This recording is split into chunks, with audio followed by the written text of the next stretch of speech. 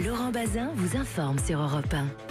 La cote du président est en hausse après une semaine pourtant très rude sur le front social entre les grèves à la SNCF, les manifs, les affrontements à Notre-Dame-des-Landes, l'évacuation musclée des facs, de la fac de Tolbiac la nuit dernière. Il n'aura pratiquement cédé sur rien. Apparemment ça paye, mais est-ce que ça peut payer à long terme? Mais est-ce que c'est le bon calcul? C'est évidemment notre question du jour. Je vous pose la question également au 39-21. Dites-moi ce que vous en pensez.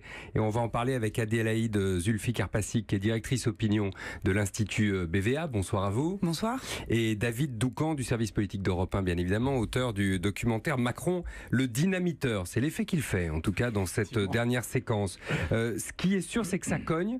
Petit rappel sonore, vous allez voir dans l'oreille, l'évacuation de la fac de Tolbiac cette nuit. Et d'abord, celle de Notre-Dame-des-Landes, c'était lundi dernier.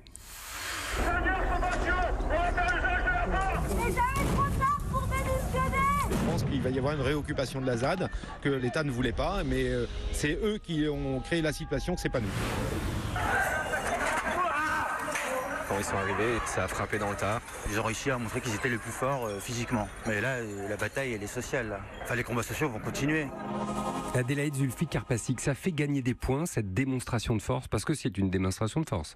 Alors je vous ferai une réponse en deux temps si vous le voulez bien. Effectivement, dans notre dernier baromètre qui est paru ce matin, Emmanuel Macron gagne 3 points de popularité. Mais 3 points de popularité, ça reste une augmentation ténue. Donc il faut voir si elle se confirme dans la durée. Au sortir d'une première année de quinquennat où on a vu quand même globalement une opinion particulièrement plus volatile que sous les autres quinquennats. Parce qu'une opinion aussi plus attentiste. Donc ça c'est le premier point. Mais effectivement, quand on creuse la question et quand on demande aux Français qu'on a interrogés, parmi notamment ceux qui nous disent avoir une meilleure opinion du président que le mois précédent, pourquoi? Il y a deux leviers. Il y a un premier levier qui est le même qu'on avait mesuré, qu'on avait pu noter lorsque, après le décrochage de la popularité de Macron à la fin de l'été, on avait vu une remontée progressive à l'automne. Elle était vraiment très étroitement liée à la fermeté qu'il avait manifestée au moment des réformes au moment des manifestations contre la réforme du Code du travail. Et là aujourd'hui, on retrouve dans les verbatims, les paroles des Français, cette notion de fermeté à travers des nouveaux mots qui sont sa ténacité, sa pugnacité, le fait qu'ils maintiennent le cap des réformes. Être droit dans ses bottes, voilà. Ça a coûté à Juppé, ça paye pour Macron. Voilà, on nous dit, il maintient le cap des réformes, notamment sur Notre-Dame-des-Landes et la SNCF, et c'est rassurant parce que c'est cette capacité à être droit dans ses bottes, comme vous dites, qui permet de réformer le pays. Est-ce que ça vaut pour tous les Français? J'imagine que non, mais de droite comme de gauche, j'allais dire. Est-ce que du PS aux Républicains, on est d'accord sur le constat? Alors ça vaut pas pour tous les Français parce que 43% des Français, c'est une minorité, on est d'accord. En revanche, effectivement, cette remontée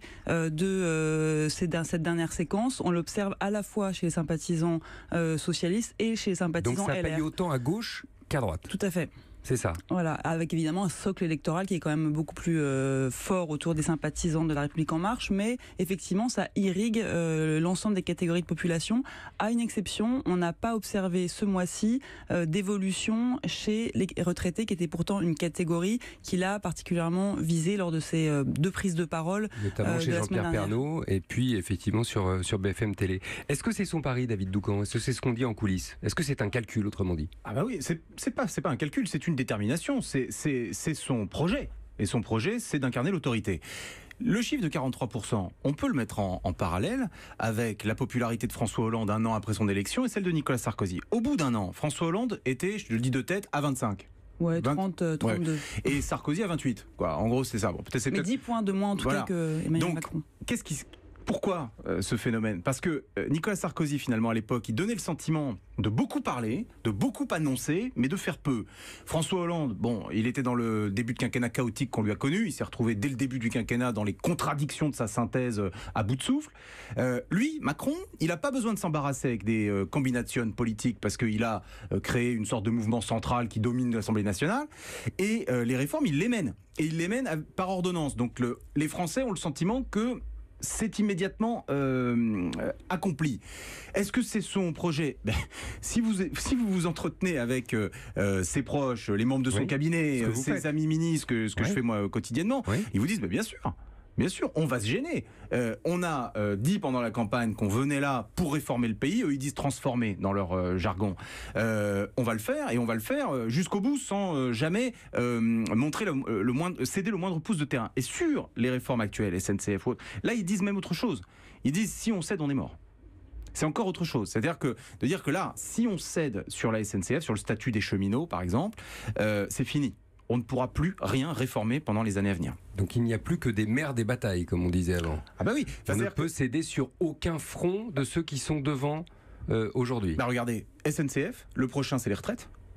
Donc si vous cédez sur les retraites, c'est pas la peine de se faire élire président de la République. C'est ça l'idée qui est derrière l'entourage d'Emmanuel Macron. Est-ce qu'il faut en conclure, Adélaïde Zulfikar-Passik, que le mouvement social n'est pas soutenu par les Français ?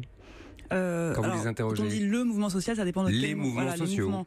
On l'a vu effectivement. Mais par exemple, la grève à la SNCF. Voilà, notamment sur la grève à la SNCF, c'est pas un mouvement qui est soutenu pour deux raisons. La première, c'est parce que les Français approuvent majoritairement la réforme et notamment la question de la modification du statut des cheminots. C'est quelque chose que les Français considèrent comme une réforme qui va dans le bon sens. Et puis l'autre chose, c'est qu'effectivement, ils sont pour l'instant dans cette, ils suivent ce mouvement et ils saluent avant tout la détermination du chef de l'État. Alors quand je dis ils, c'est les Français qui approuvent l'action du chef de l'État, qui sont effectivement plus nombreux que pour ses prédécesseurs récents, mais qui restent encore une minorité. On marque une pause sur ce point, on continue à discuter avec Adélaïde Zulfikar-Passik, la directrice opinion de BVA, l'Institut BVA, David Doucan d'Europe 1, et n'hésitez pas évidemment à me dire ce que vous pensez de l'attitude d'Emmanuel Macron en ce moment face aux différents conflits ou différents fronts qui sont devant lui. C'est le 39-21, vous connaissez le numéro, à tout de suite. Pour intervenir sur Europe 1, appelez le 3921, 50 centimes la minute. On en parle. La Maïf renouvelle sa position d'assurance numéro 1 du podium de la relation client depuis 14 ans. C'est le résultat d'une enquête réalisée par Bearing Point et Kantar TNS auprès de 4000 répondants représentatifs. Marie, bonjour. Bonjour. Alors vous vivez à Montereau, vous êtes à la Maïf depuis 20 ans et en janvier, vous avez été victime d'une grave inondation. Effectivement, j'ai eu énormément de dégâts et ça a été pire avec la montée des eaux. Et est-ce que la Maïf a pu vous aider ? Beaucoup. J'avoue, je les appelais presque tous les jours. Ils m'ont avancé de l'argent, j'ai pu acheter une pompe pour évacuer l'eau de ma cave. Et devant l'urgence, l'expert est même venu un dimanche pour faire intervenir des professionnels très rapidement. Ah oui. Et vous me disiez avoir écrit une lettre au directeur de la Maïf. Oui, parce que les personnes qui répondent aux appels, je trouve, font un travail exceptionnel. Ils sont aimables, réconfortants, compétents, très présents. Et je voulais vraiment les féliciter et les remercier parce que j'ai des voisins qui sont assurés ailleurs et qui n'ont jamais eu un tel accueil. Merci Marie. Plus d'infos sur maïf.fr.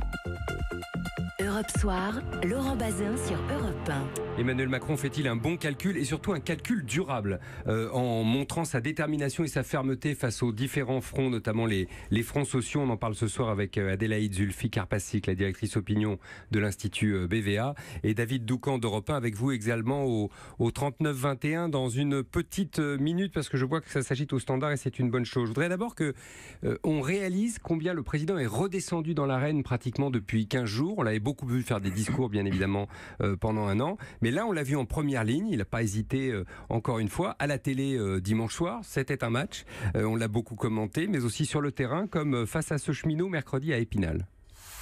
La dette, c'est pas le statut des cheminots, parce que vous faites toujours l'amalgame. Non, mais je fais pas l'amalgame. Si vous m'écoutez, je vais vous répondre. Je suis prêt à regarder exactement les choses et je suis prêt à ce qu'on regarde aussi. Est-ce qu'on compare les heures des personnels roulants avec d'autres Eh ben, pas de souci. Parce que moi, pas de souci. Mais ce que je dis aujourd'hui, c'est que cette réforme, on en a besoin parce que c'est mal perçu, monsieur. J'y crois pour la SNCF. Peut-être, mais vous pensez que respecter, c'est forcément vous suivre et être d'accord. Non, pas forcément. C'est pas mon boulot, c'est pas mon job. Des contre-vérités, vous amalgamez. Donc ne bloquez pas tout. Il s'expose beaucoup. Pourquoi, David Doucan ? Pour deux raisons. La première, c'est que je crois savoir qu'il n'est pas impressionné par le travail de sa ministre des Transports, Elisabeth Borne, dont il considère que peut-être elle manque de surface politique ou médiatique. Elle a du mal à imprimer. Donc il fait le job à la place, c'est ça que vous voulez dire. En tout cas, il a le sentiment que face à un tel défi qui est celui d'une grève à la SNCF, il faut envoyer les poids lourds. Alors le Premier ministre le fait. Il l'a fait à l'hôpital il y a 15 jours, donc on pourrait faire la même conclusion sur sa descente à l'hôpital, si j'ose dire, sa sortie à l'hôpital, pardon. C'est le sujet des services publics. Et vous parlez de l'hôpital, c'est Agnès Buzyn. Bon, est-ce qu'Agnès Buzyn fait l'unanimité dans le pays ? Je ne crois pas. Est-ce qu'elle imprime comme ça une puissance politique dans le débat public, dans la joute verbale ? Je ne crois pas non plus. Donc le président est obligé de monter au front. Oui. C'est ça que vous êtes en train de dire. Oui. Est-ce que c'est pas un risque, ça, Adélaïde Zulfikar-Passik ?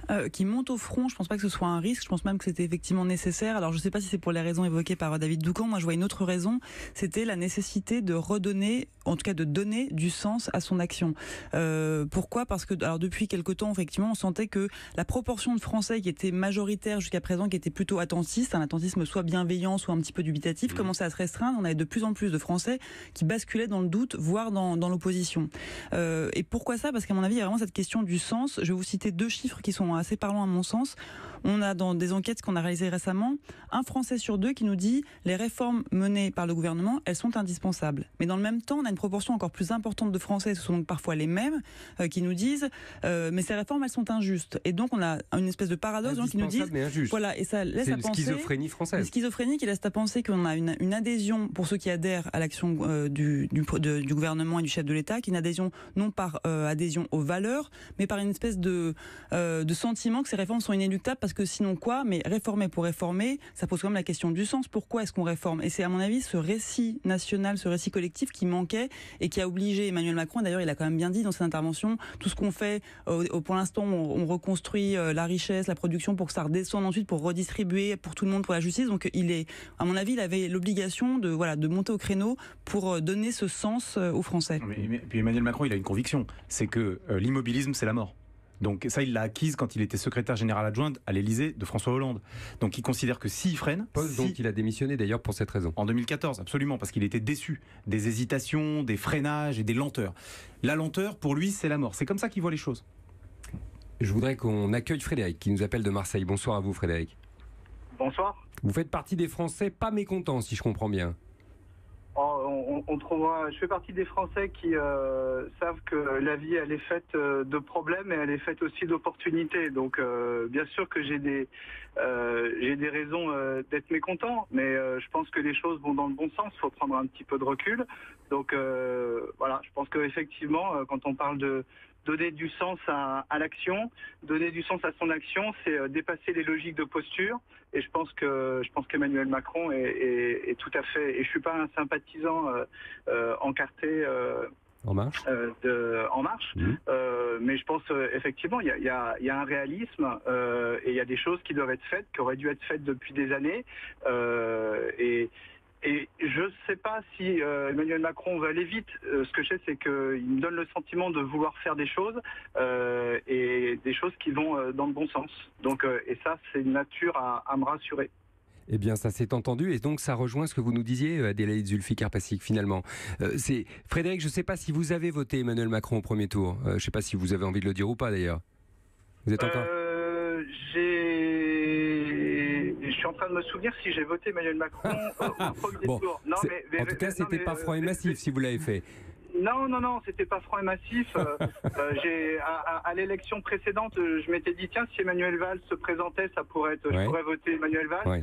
Donc voilà, je suis plutôt de nature et de sensibilité libérale, mais parce que je pense qu'on peut faire des choses bien avec des initiatives privées, que le privé c'est pas forcément la mondialisation diabolisée. Et voilà. Merci beaucoup Frédéric depuis Marseille. Marie-Valentin, vous nous appelez de Caen. Bonsoir à vous. Vous trouvez qu'il y va un peu fort, pour le coup? Oui, je trouve qu'il y va un peu fort en fait. La manière qu'il a de passer par ordonnance, pour moi, je dirais presque un déni de démocratie. Bon, c'était peut-être un peu fort comme terme, mais c'est à l'inverse de nos valeurs en fait, où justement on prône la discussion, on prône une assemblée, le Parlement. On a bien vu par exemple ce qui s'est passé en Syrie où rien n'a été consulté. Bon, c'est un autre sujet, mais il n'y a aucune discussion possible en fait. Il n'y a pas vraiment de vrai dialogue. On parle d'un dialogue social qui n'existe pas, et du coup, moi ça m'attriste en fait de voir que au final on n'a pas de pouvoir de décision, et qu'il veuille réformer le pays, c'est bien, mais qu'il écoute les Français avant de pouvoir le faire peut-être, non? Ça, c'est très intéressant comme point aussi. Ça sort des entretiens que vous faites, des sondages que vous faites régulièrement, Adélaïde Zulfikar-Passic. Et les deux aspects que vient d'évoquer l'auditeur. Marie-Valentin et Frédéric, oui. Ouais, d'une part, effectivement, le corollaire de ce que je vous disais tout à l'heure, à savoir qu'une partie des Français ont salué la ténacité, la pugnacité du président sur les réformes en cours. Le pendant chez ceux qui n'approuvent pas l'action d'Emmanuel Macron, c'est au contraire effectivement le sentiment d'une certaine brutalité pour imposer les réformes. Ça, c'est le premier point. Et le deuxième, c'est ce que vous disiez aussi votre auditeur à l'instant. Il y a eu pas mal d'enquêtes qui ont été réalisées, notamment par BVA, à l'occasion des 1 an du quinquennat. On voit qu'il y a des choses très positives, comme le fait que Emmanuel Macron a réussi à restaurer par exemple l'image de la France à l'étranger, à nous rendre plus ambitieux, plus dynamiques, mais on retrouve quand même ce sentiment partagé d'un pays qui est moins démocratique, où le pouvoir est un peu confisqué. Et voilà, donc c'est quelque chose qu'on retrouve dans les enquêtes et c'est un sentiment qui est majoritaire chez les Français. Majoritaire chez les Français, ça c'est un point très important. David Doucan, d'un mot, il a conscience de ça, Emmanuel Macron ? Oui, enfin, il a ce risque autoritaire, si j'ose dire. Voilà. Non, je pense pas du tout. Je pense qu'il considère qu'il a été élu démocratiquement sur un programme qu'il applique. Donc, je pense pas qu'il ait le sentiment d'être dans un déni de démocratie. Lorsque l'opposition insoumise évoque cet argument, les marcheurs et l'Élysée, ou en tout cas l'entourage d'Emmanuel Macron, le rejette catégoriquement parce qu'il considère avoir obtenu 24% au premier tour et ensuite avoir été élu à plus de 60%. C'est plutôt l'idée du passage en force que je signalais, que l'idée évidemment d'un gouvernement autoritaire. Mais le passage en force, il l'assume, parce qu'il considère qu'il n'y a pas d'autre moyen de passer. Merci David Doucan d'avoir commenté une nouvelle fois avec nous la politique sur l'antenne d'Europe 1. Évidemment, vous y recollez dès que nécessaire. C'est le job, bien évidemment, des dimanches. Votre invité dimanche ? Brice Hortefeux, à 10h sur Europe 1. Et Adélaïde Zulfi-Karpacik, merci d'avoir été avec nous. Merci à vous. Directrice opinion de BVA. Merci à Marie Valentin de nous avoir appelé depuis Caen et à Frédéric qui nous appelait, lui, de Marseille.